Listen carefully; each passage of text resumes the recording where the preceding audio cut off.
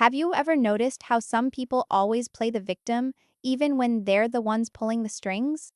Kody Brown has turned that behavior into an art form. From broken marriages to televised breakdowns, his story isn't about failed love, it's about the exploitation of suffering as a means of control. Because when a man starts rewriting his own failures as tragedies, that's not heartbreak, that's a pattern. And Kody Brown isn't just playing the victim, he believes he is the victim. This isn't bad luck. This isn't coincidence. It is a deeply wired behavioral pattern, one shaping every argument, every confession, every collapse. And once you recognize that pattern, you'll start seeing it everywhere. In Kody, in the show, maybe even in real life. Do you know someone who always blames others, dodges responsibility, and insists they're the one who's been wronged? You are not alone. Kody Brown's story serves as a mirror to that behavior, a pattern so common, yet so destructive. In this video, we're not just exposing what he does, we're decoding why he does it. Get ready to see the emotional mechanics behind Kody's victim mindset and what it teaches us about toxic control, denial, and self-deception. The desert sun hung low over Flagstaff as the camera caught Kody pacing his driveway, jaw tight, eyes glassy, muttering about betrayal. And it was another afternoon of tension for any casual viewer, but to the longtime fans, it was déjà vu. Every storm in Kody Brown's world starts with the same forecast. Someone hurt him again. He speaks of sacrifice, how he gave his life for the family, yet each confession folds back into a quiet accusation. Christine never valued him. Meri abandoned him emotionally. Janelle chose independence over loyalty. And Kody's telling pain is currency and he is always overpaying. Again, when every argument ends with "look what you did to me," it's not misfortune, it's a strategy. This pattern was already forming from the earliest seasons. During their move to Las Vegas, when the tension flared on finances, Kody's response wasn't to mediate, it was to lament, and he framed the chaos as proof of his suffering. "I'm doing everything and nobody appreciates it." Kami, he built a shield of wounded pride instead of facing decisions that alienated his wives. The effect was subtle but powerful. Kody flipped empathy in his favor with his centering as the aggrieved party. Fans felt sorry for him, the wives felt guilty, and suddenly accountability became cruelty. No, all criticism was met with the reminder of how hard he found it to hold the family together. It was victimhood that became his armor and his weapon. He'd invoke duty and exhaustion like a prayer, "I'm doing my best," and they just keep rejecting. It was not humility, but a plea designed to control perception. To challenge him was to wound him further, and no one wants to be the villain in another person's tragedy. That's the secret power of a victim narrative. It demands caretakers, not challengers. And for years, his wives stepped into that role, comforting, apologizing, over-explaining. And each apology was proof that Kody's suffering was real. Each concession deepened the myth that he alone was trying to save the dream. He didn't build unity, he built guilt. Fast forward to Flagstaff, Christine's patience eroded, Janelle withdrew, Meri just lingered in silence. And yet Kody's narrative remained unchanged. "They left me, not I pushed them away." His language reveals the pattern, passive verbs, emotional weight, shifted outward, never inward. And even when he acknowledges errors, they come wrapped in justification. "I overreacted because they disrespected me. I withdrew because I was being punished." Each confession ends with an alibi. Psychologists call this self-serving bias, the instinct to attribute failures to circumstances and successes to one's own virtue. And for Kody, that bias isn't unconscious, it is practiced. 20 years of reality television have rewarded that performance. The more wronged he appears, the greater the attention he gets from fans, producers, even Robyn's sympathy. And it feels like oxygen to one who is losing control. It's the one thing he can still command. And so when his world crumbles, he rebuilds it through monologues that begin, "I don't understand why they turned on me." But behind that line is a deeper fear that maybe finally he's the reason they did. Victimhood is easier than accountability because accountability demands change. As the scene comes to a close, Kody looks into the camera and sighs, "I've been betrayed." And the music swells, the audience feels torn, but the truth is crystal clear. In Cope, he is not narrating pain, he's curating sympathy. Every tear, every tremble, every quiet pause is part of the same choreography he's perfected since season 1. And for those viewers who've watched the cycle unfold for more than a decade, the realization hits hard. This is not a man reacting to loss, it is a man protecting the only identity he has left. Well, because if Kody Brown stops being the victim, he has to face the villain he's become. Kyung Kru, when did you first notice Kody slipping into that poor me tone? Was it with Meri's distance? Or Christine's goodbye? Drop your earliest memory in the comments. Let's trace the moment the victim was born. The cost of Kody's victim story wasn't measured in dollars or property lines, it was measured in distance. Inkening, every time he painted himself as the wronged man, another wall went up between him and the people who once called him husband. Honest, what had started out as a shared dream of faith and family unity had slowly disintegrated into four separate emotional countries, all in orbit around one man who felt abandoned. His narrative was the same but cut differently inside each household. With Meri, it was silence, the quiet punishment of being misunderstood. And with Janelle, it was tension, her independence framed as betrayal. And with Christine, it was exhaustion, her plea for respect dismissed as disrespect. And when one person demands empathy but never returns it, love becomes damage control. For years, Meri was the first wife, but the role felt like exile to her. And whenever she reached out, Kody would remind her that she had broken the bond, the catfishing scandal, the coldness, the distance. Take. He positioned himself as the wounded party, the husband trying to forgive a woman who'd already given up. But beneath that line lay the darker truth. Forgiveness became his power. By continually reminding her of her shortcomings, Kody could keep her emotionally tethered while never offering any genuine reconciliation. He turned forgiveness into a leash and called it grace. The result? Meri stopped fighting. She smiled and group scenes laughed on cue, but behind her eyes the light dimmed season after season. Viewers could see it minus the polite ghost of a woman once fiery and opinionated. Kody's pain story had erased her presence. Then there was Janelle, practical, grounded, and, in Kody's words, too independent. When he complained that she didn't need him, that wasn't concern, it was an ego injury. Janelle had learned to survive outside of emotional chaos, and her autonomy became dangerous to the fragile identity he'd built up around being the misunderstood provider. To Kody, Janelle's calm detachment wasn't maturity, it was rejection. So he doubled down on the narrative, she doesn't respect me as the head of the family. In Kody's world, composure looks like cruelty because control thrives on chaos, but Janelle's quiet strength became her escape. And while Kody demanded empathy, she stopped auditioning for it. Her refusal to feed his victimhood was the most revolutionary act in their marriage. And, to Kody, the most unforgivable. Christine's story was the explosion that finally made the pattern undeniable. For years, she absorbed Kody's disappointment, every sigh, every backhanded comment about loyalty or gratitude. And he'd bemoan his own pain amidst moments of joy for her. I'm just trying to keep this family together. He'd say standing in the ruins he helped create. But Christine saw through the script. The man who had once preached plural love had built a kingdom of double standards. He punished vulnerability, dismissed emotion, and blamed everyone else for the fallout.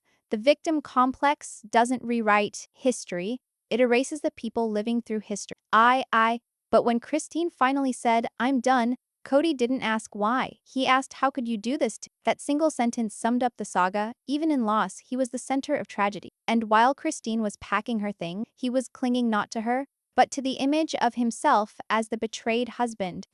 It wasn't about love anymore, it was about narrative control. By the time the cameras followed the family into separate cities, Kody's language had hardened into prophecy.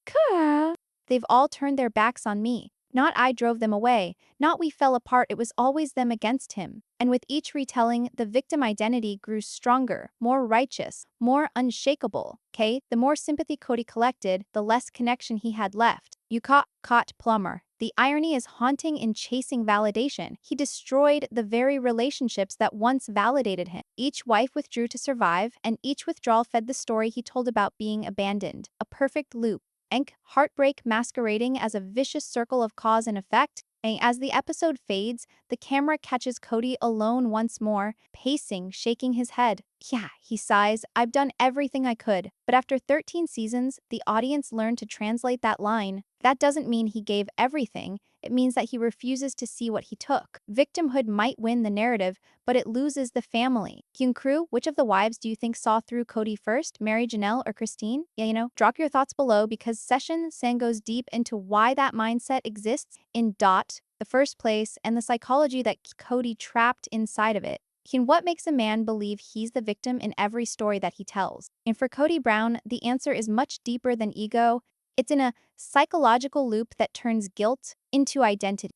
This isn't just pride, it's conditioning. Sincerity worn as a survival mechanism. Kody fits the classic mold of a victim complex, a mind wherein one continually perceives themselves as wronged, no matter the evidence to the contrary. It's not always conscious. This is a protective mechanism aimed at preserving one's self-worth by projecting blame externally. It will be a fluent, emotional, manipulative language in due course. For Kody, victimhood isn't just a reaction, it's a reflex. He often says in interviews, "I've been betrayed," or "I'm just trying to love my family." These are emotionally laden phrases, but they serve a purpose. They create distance between action and accountability. Okay, the moment he says, "I'm trying," he becomes the hero, again misunderstood, burdened, noble. It's the psychological sleight of hand that keeps him in control of perception while seeming helpless.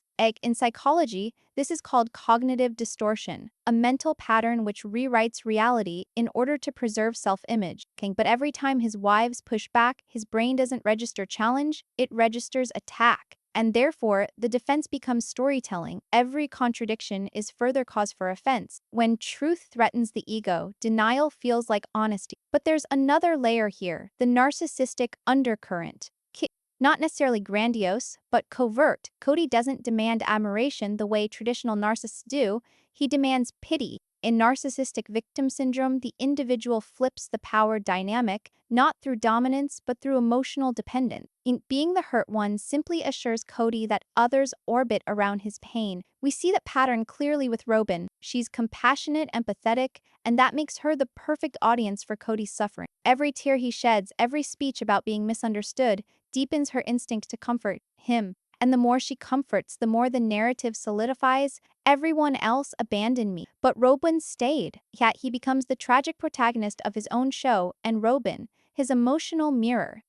Veteran replaces love, and pity becomes power. If we trace this back through the timeline, the transformation is chilling. And Kody was exuberant in the early years, laughing and joking, exuding confidence. But with growing conflicts, that energy turned inward. Instead of leading with faith and optimism, he led with grievance. Every setback confirmed that he was surrounded by betrayal rather than developed through his choices. This isn't television drama. This is emotional conditioning, the textbook version. Repeated victim narratives strengthen neural pathways, meaning the brain begins to default to self-pity before logic can even intercede. It becomes addictive. The sympathy rush feels like relief, proof of innocence, and when that empathy fades, the withdrawal begins. That's when we see Kody lash out, rage, or collapse into tears, not from honest reflection, but from emotional craving. Pity is the narcotic of the victim complex, and Kody is hooked.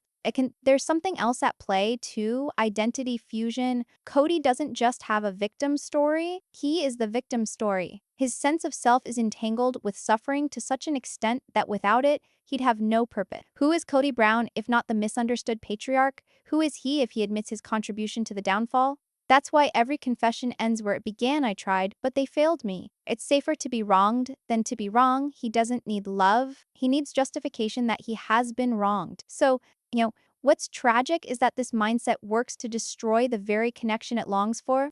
By deframing himself as the eternal sufferer, Kody pushes everyone into roles: the betrayer, the skeptic, the supporter.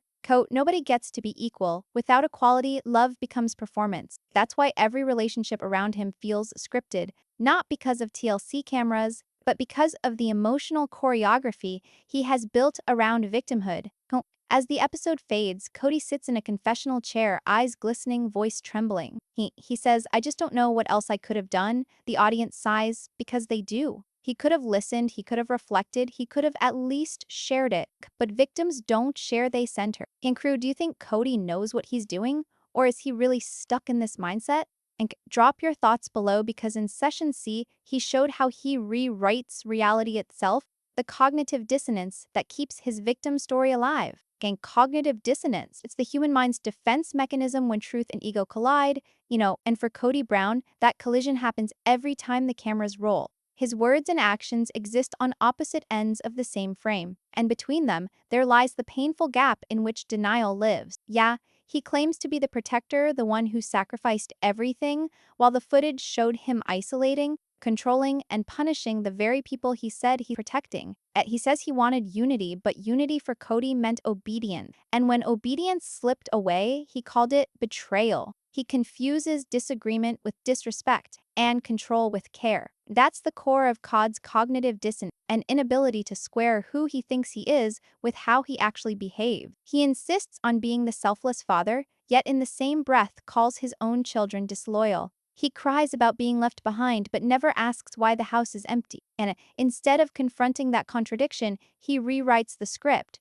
And when Janelle challenged him on finances, the argument wasn't about money, it was about ego. She asked for partnership, but Kody heard rebellion. He later told viewers in confessionals that she disrespected the family order. And that's the rewrite, the dissonance soothing itself. Rather than admit I failed to listen, the brain offers a softer illusion. They turned against me. Can't. When accountability feels like an attack, every truth sounds like betrayal. This same distortion appears with Christine. She told him she felt unseen and unloved. Instead of reflection, Kody called it ingratitude. He turned her cry of connection into proof of her disloyalty. To him, her leaving wasn't the result of years of emotional neglect. It was a shock he could not understand. And that's the power of cognitive dissonance. It protects the ego by blaming the pain on someone else. It's the mental gymnastics of a man who can't afford to lose the version of himself he's sold for decades, the faithful patriarch, the misunderstood leader, the victim of ungrateful hearts. The mind will twist any truth to protect a comfortable lie. And when we watch Kody now, the performance is seamless. He believes every word. The sighs, the pauses, the shaking voice, they aren't always manipulation. They are most often the sound of a man fighting with his own reflection, a contradiction to viewers. To him, it's coherence, for if his pain is real, so must be his story. And yet, that's where the tragedy lies. It's where the tragedy, he is so busy defending his version of events that he can't see the wreckage piling up behind him. Truth doesn't disappear, it just waits. It waits in Meri's silence, in Janelle's calm eyes, in Christine's relieved smile.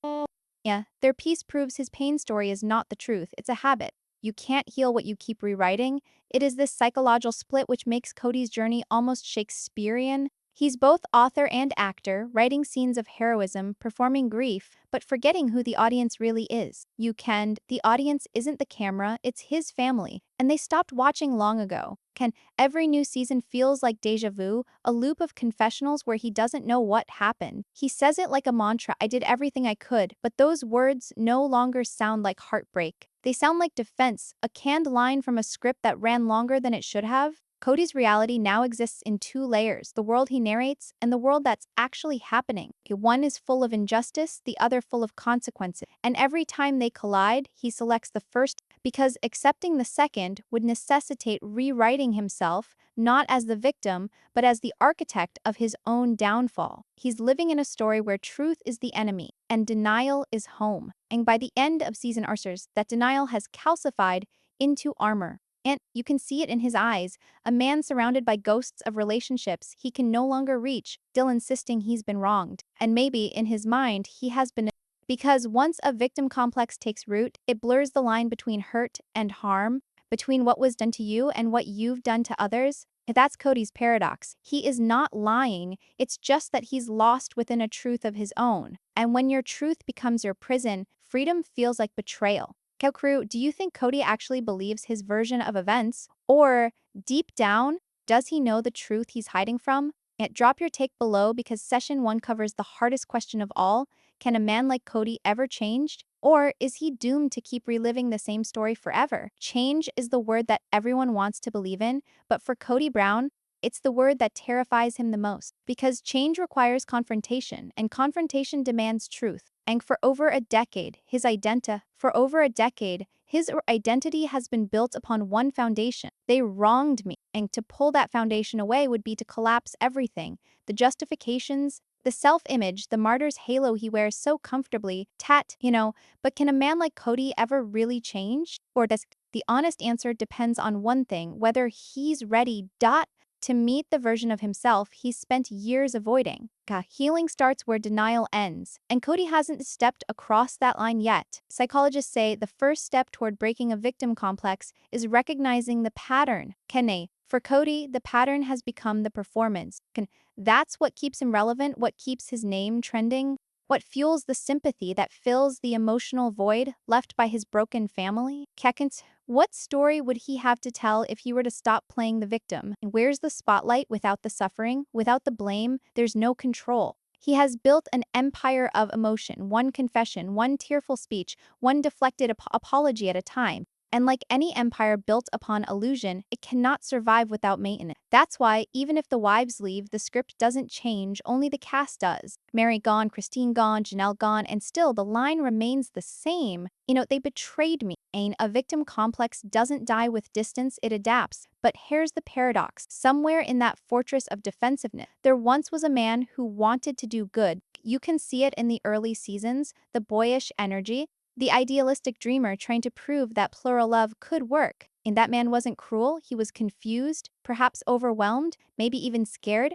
But fear has a funny way of mutating when left unchecked. Over time, fear turned into pride, pride into control, and control into narrative. God, the tragedy isn't that Kody can't change, it's that he no longer believes that he needs. Every failed relationship becomes a proof that he's the misunderstood one. Every emotional plea becomes a validation that he's still the center. And the only way Kody could really change would be by sacrificing his most treasured role, the wounded hero. What then does real change look like for him? It would look like silence, the kind that isn't defensive but reflective. And it would sound like accountability, not in words, but in listening. It would mean sitting across from Christine and saying, "You were right," without following it up with "but." It would mean hearing Meri's loneliness without turning it into his pain. That means realizing leadership without empathy is not leadership, it's control and cost. Change isn't about apology, it's about surrender. Yet even after all these years, that surrender seems impossible for him. And because Kody's victim mindset doesn't just protect his ego, it protects his purpose. When you've spent half your life being the man holding everything together, letting go can feel like disappearing. And that's the part most people miss. Kody's not addicted to chaos, he's addicted to mattering. I think the drama, the heartbreak, the pity, all of these make him important. Without it, he'd have to live with something far scarier than betrayal. He'd have to live with himself. Victims need an audience, accountability doesn't. So can Kody Brown ever really change? Maybe, but not on camera. Not in the confessionals, not in the press statements, and not in another public breakdown. Because the show goes on as long as the world is watching, and change happens in the dark, when no one's applauding, when there's no sympathy to earn. And Kody isn't ready for silence right now. He's still waiting for the next scene, the next script, the next reason to say, "They did this to me." Or wah. Until then, the man we see on screen isn't a villain or a victim. He's a cautionary tale, a mirror reflecting what happens when denial becomes identity. Change starts where excuses end, but Kody hasn't reached that line yet. Crew, let's talk. Do you think Kody will ever change, or do you think he is too far into his own story? And more importantly, have you ever known anyone like this in real life? Someone who holds on to pain so tightly that they cannot see what they have become? Drop your thoughts below. Your insight might just help someone else spot the same pattern in their world. Much love, crew. Remain vigilant, stay kind, and as always, stay tuned.